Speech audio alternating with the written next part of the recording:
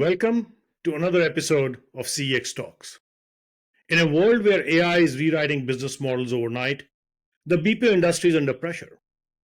But the Philippines is doubling down on talent, tech, and trust. In 2024, Philippines grew its BPO industry to 1.82 million people employed, revenues climbing 7% to 38 billion in 2024, and by the end of 2025 it'll grow by another 5 to 7% to put the sector on track to surpass $40 billion, which is 9% of the GDP. And at the helm of it is my friend Jack Madrid. Jack Madrid, welcome to the show. It's good to be here, Abby, and thank you for the opportunity to speak. So, Jack, let's rewind back to 2022. When you were pulled into this role, as the president of the industry. So what's been the biggest shift since then? So let's begin with first, what is your role for our viewers, who are not very familiar, with the Philippines industry? And then let's talk a little bit about the shift you have seen and where is the industry and the importance of the BPO industry, for the Philippines. Well, happy to, Abby. I assumed the role at the tail end of 2021. IBPAP stands for the IT and Business Process Association of the Philippines. We are the industry group that represents the collective interests of the IT BPM industry, which is composed of well over 1,000 operators. And by the end of 2025, the 1.9 million digital workers who are all here in the Philippines. The industry has diversified, matured, and grown over the past couple of decades, and has, I would say, expanded beyond where we began with contact centers. Of significant, it's worth mentioning that the GCC sector, led by banking, financial services, and healthcare, have been part of this, continued growth. And if you look at a chart of our, growth trajectory, as you mentioned earlier, we've grown at a pretty impressive clip of, anywhere from 5 to 8% over the past 16, 17 years, regardless of, any economic headwinds, the occasional physical disaster, as well as a 3-year long pandemic. And I mentioned that because it just shows you the resiliency, adaptability of the Filipino workforce. And why do you think the Philippines became the world's CX capital? Now, of course, it's digital and others, but it started as a CX capital. Why do you think that happened in the first place? Well, there's a confluence of factors. Maybe beginning in the late 80s, it started out, and back then I was not in the industry, but people didn't really know what would happen. I mean, they thought, wow, that's interesting. Call centers, contact centers, young people working at night, hiring people who spoke good English, had good communication skills. That's kind of where it began. Maybe add to that the affinity to North American culture, our, accent neutral communication, and overall fluency. But we wouldn't be at 1.9 million just for that, right? I think it's become more than that. I think And you have talked about it, right? You talk about the Filipino empathy, and trust is a strategic asset. I've been to the country multiple times, and then you're absolutely right. I don't think it's just a cultural affinity, or the language. I think it's more than that. You talk about resilience. It's about work ethics. It's about curiosity. But I would love to hear from, because those are the things which I have observed. But would love to hear your perspective, because you have a much broader perspective as to what are all those components which have helped in the last 3 years to grow. Well, what started as good communication skills and English proficiency has given us as a people to show the world, our displaying empathy, as you mentioned.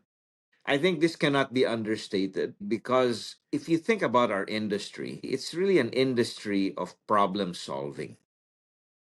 Every day, 24/7, we receive queries and problems and requests to solve a specific problem across a very diverse array of domains and business functions. And when an individual or a business has a problem that needs a resolution, they may not be in the best of moods when they come and try to describe their problem. And so, what do we need? I think it's human nature to expect to be treated with some empathy, with somebody who has some good listening skills and is able to maybe manage the conversation while obtaining information and data to arrive at a solution. People with a problem do not want any kind of attitude short of that.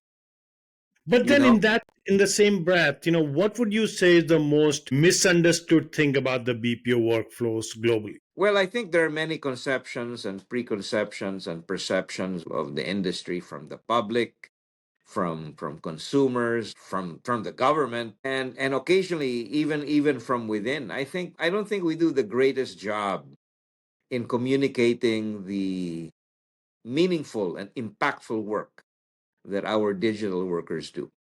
I think this has led to some perceptions that what we do is entry level, simple, non-complex tasks. But as I'm sure the advent of technology has allowed our workforce and anyone in the industry has provided us with tools to be more, to be more efficient, to be more productive, and to do much more than we could within the same time frame. I think the ability to work with tools, learn how to use new tools, has allowed us to be more to be more productive, at a very accelerated pace. So I think that part of it, the ability to learn new tools and empathize is occasionally underestimated. So, Jack, you recently said AI won't replace people, but people who use it will replace those who don't. So, with that in mind, what's your framework as you are preparing this digital workforce in the Philippines? What is the organization doing? Well, every year, since I took on this role, there is never any shortage of issues to resolve, issues to improve, and topics to communicate at many levels. One of the my team and I at IBPAP, we're responsible for several things. At the top of mind would be all things that are regulatory and policy shaping. So we are the face of the industry with the Philippine government. We tackle issues that affect our members at the national, regional, and even at the local level. Given that our industry has expanded to the countryside, just as a a sidebar fact that's worth mentioning. Before COVID, only 25% of our workforce was outside Metro Manila. And that was 25% of 1.3 million. Today, we're 32% of 1.9 million. That's a significant growth outside Metro Manila. And even within Metro Manila, not a lot of people know that there's actually almost 20 cities inside Metro Manila. Metro Manila is not one city. It's composed of many, many, many cities. But anyway, having said that, we expect the countryside to represent 40% of our workforce by 2028. And what are some of these cities, if you want our viewers to know? Well, there are at least a dozen, maybe even 20 digital cities that we can name. I mean, obviously, people are familiar with Cebu in the center of the Philippines. That has always been the second in terms of number of IT BPM employees. Just over an hour away from Manila is Clark. which is growing and with excellent digital and physical infrastructure. So Metro Manila, Cebu, and Clark have led the way. But what is equally impressive, is the emergence of cities that may be a little bit less familiar. Cities like Iloilo, cities like Bacolod and Davao easily come to mind. I visit these regions regularly, and I just come away very energized when I meet our members there and their growth stories in cities and provinces like this. And it goes to show the unique talent pools and the improving infrastructure in these cities and provinces. So it's also very important to note that the local government units in these smaller cities and provinces are very appreciative and supportive of the IT BPM industry, since they see firsthand the benefit to the local industry and how it just catalyzes the local economies. Even with a population of 30,000, 40,000 employees earning IT BPM industry wage, you see the difference quite fast in terms of the contribution to the local economy. So, Jack, you earlier talked about, the policy making is one of the biggest agenda items for you. We today see about 500,000 college grads a year, in the Philippines. About But 700,000 actually. 700,000. Okay, so 700,000. But of course, with AI, more so, there is a talent skill gap in the workforce. Correct? What is coming out of the universities versus what the companies want, and at the scale at what they want. How do you see some of that policy making is changing? Number one. Number two, how do you see the role of the universities and the private academia and the government, and in building that digital workforce of the future? Well, it's a very important question and topic that you know warrants a very, I guess, a longer conversation, because aside from the ease of doing business, which I talked about, and that's really regulatory policy shaping at all levels. The issue of the talent demand and supply gap is the biggest opportunity and the biggest challenge of the industry. Agentic AI and generative AI are transforming how we work. And that goes beyond the IT BPM industry. I think technology is changing everyone's work, everyone's roles, and has really created what I feel a strong responsibility from all parties on reskilling and upskilling. And when I say all parties, I don't just mean expecting the government and the academe to resolve this, because there is no quick fix to this talent gap. And the thing is that technology is changing faster than we can even understand and govern it, specifically artificial intelligence. And are you seeing those efforts today? Have they started? Can you Well, name any we certainly initiatives? talk about it a lot. I mean, in every single conference that we part of, this has been a topic for the past several years. I think what I can say, Abby, is that we acknowledge the reality of this. We're past the fear, the concerns, the doom and gloom. We're past that. What has now sunk in is really the realization that this is real, and we must reskill to prepare ourselves for the future jobs and the opportunities it brings. And if you talk about what the talent gap is, I like to describe it in two categories. One category being specific domain skills, right? Such you know financial services, analytics, thing. I mean, we nursing, the whole world seems to have a nursing shortage. And so I think regardless of your interest and what you want to study, I think we should all double down on the specific domain skills that we want to pursue, because they will not go away. Technology is a very powerful tool that will allow us to be better at our chosen our chosen domain or chosen discipline. But having said that, I think we also tend to underestimate the importance of another bucket of skills, and I'll just go ahead and describe them. Mhm. Skills of comprehension, skills of critical thinking, problem solving, and let's not forget where we started, communication. Because our industry will always be about process, fixing broken or fragmented processes that technology alone, I believe, cannot resolve. I think problems are solved when you are able to integrate process excellence and knowledge with technology. Technology alone may not fix a process. I think you need a process owner or an expert to work with technology.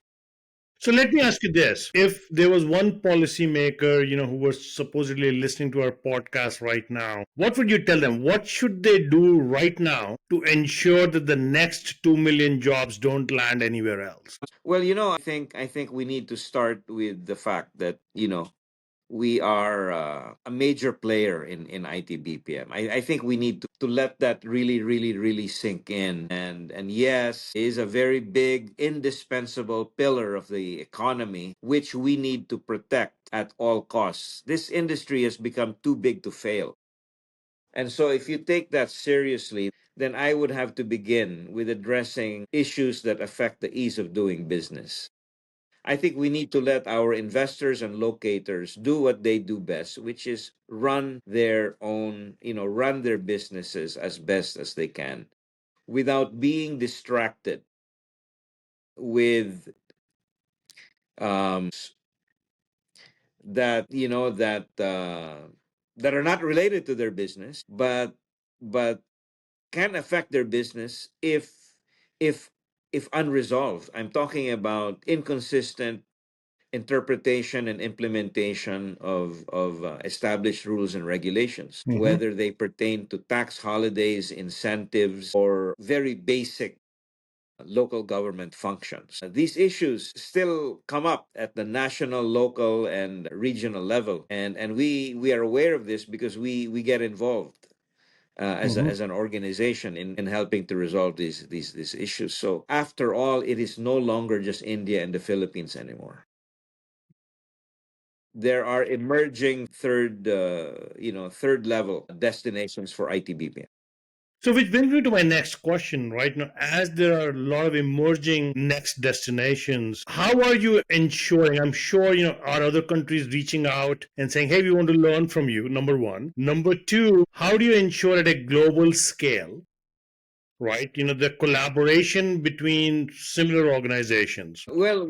Actually, there is. And IBPAP is part of it. I think we even had at our ITBPM summit in Manila 3 years ago. We even had a panel that I moderated, composed of six other industry groups from all those countries that you mentioned, including Poland. And obviously, I think we probably need to be more active and engaged as a global industry group. I do not see these other destinations necessarily as competition. We're all dealing with similar issues. We're all dealing about the war for talent, supply gap. We're all dealing with that, and we also have our unique strengths. We have our unique challenges as well, and I think I have never seen these other destinations as competition. On my most recent visit to India, where I was part of our president's state visit, I even stated in front of everyone that this is no longer India or the Philippines. I said this is India and the Philippines. I mean, all the Indian BPOs are here, in the country. And I think we all want to achieve the same thing. We all recognize that we have our unique ways to contribute, and I think we have a lot to learn from each other. So, Jack, talk to us a little bit about how you are encouraging the overall startup ecosystem. Well, yes, compared to India, there's a very big difference in our ecosystem. I think we're still at a relatively nascent stage, and my own interest in this is, given the size and scale of the IT BPM industry. I would really like more entrepreneurial ideas to come from the workforce good at this in terms of delivering digital CX. We've been able to learn and work with the new technologies over the past decades and integrate them into our processes. Frankly, I'm a bit surprised and maybe a little disappointed that this has not really resulted in more startups from within ITBPM, given how successful the industry has been. So that's certainly one side of it. There are some limitations, of course. Unlike, there are far fewer, there's less of a critical mass of investors here. Much of the funding still comes from very traditional sectors, like banks, who probably are too conservative to consider being involved in startups. So we need more of a VC and private equity ecosystem, perhaps led by some regional players, or hopefully some of the conglomerates will be aggressive enough to help promote this. But very early stages, there are some, but there would be, I think, nothing would make me happier than seeing much more activity in this space. How do you change the overall narrative for the industry from just being seen as an operator to being, more of a digital transformation? Well, I think what I will say is that, we need, well, what I say internally to our public and to the industry is the success of the past 20 years. While it's a big deal, we must not rest on those laurels. And because what took us to where we are today, I feel we may not be enough to take us where we want to be in the next chapter of our history. And I think we need to build on these strengths, but realize that there has never been a more important time to address the skilling issue. Really, uh, leverage on the fact that the Filipino agent has become very, I think, renowned for process knowledge. I think we need to really leverage on this and not underestimate it across different domains. And I think as agentic AI, becomes real and much better integrated into business processes, I think we should be leading that. And I think we probably haven't imagined it in quite the same way, but I think we should really you know I guess continue to appreciate that the next chapter of our industry will probably be led by expanding our GCC um you know story, and just watch how India has done it over the past, 10, 15 years, into what it is today. And in fact, what I would aspire for is really for the Philippines to be the next GCC hub. What is your vision of the industry for 2030? Well, I cannot think that far in advance, Abby, but I really think that the GCC story is going to be a big part of it. Without even any, without even really specifically planning for it, we already have 170 GCCs. I mean, that's not a small number. I mean, it looks small compared to India's 2,000 plus, but it's a start. It's a very decent start.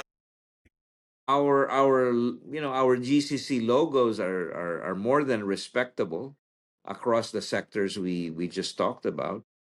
And I think that's where it begins. I mean, that's how India started. You start with back office, but then you begin to really, once you get comfortable with an environment, you just build these things over time and figure out which processes work best in the Philippines. I think that would be banking, financial services, and healthcare. That's the heart of our modest GCC presence right now. But it's a very solid foundation on which to build more higher value added processes. But I think a deliberate roadmap to be the next GCC hub is probably one big part of the future. I think the BPO sector, they are mature. They have undergone major changes before. I believe they're big enough to make it. There'll be some consolidation probably, but I think they're the big boys. They'll figure it out.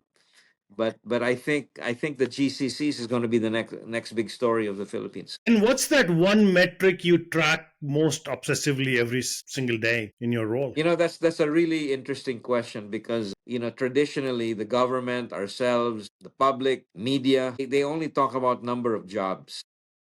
But at our recently concluded summit in September, I said it is high time to begin to measure our industry's scale in a different way. I mean, jobs will always be important. The government will always want to talk about number of jobs. But I think the players and the industry at large needs to begin to measure our industry in terms of capability.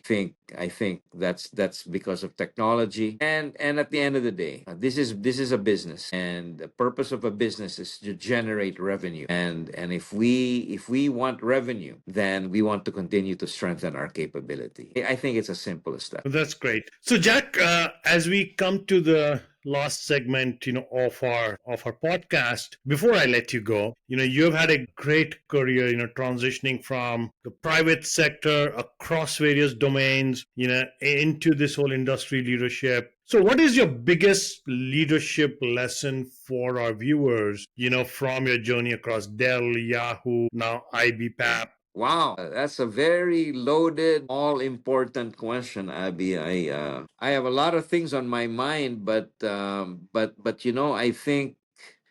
think the way I choose to answer that is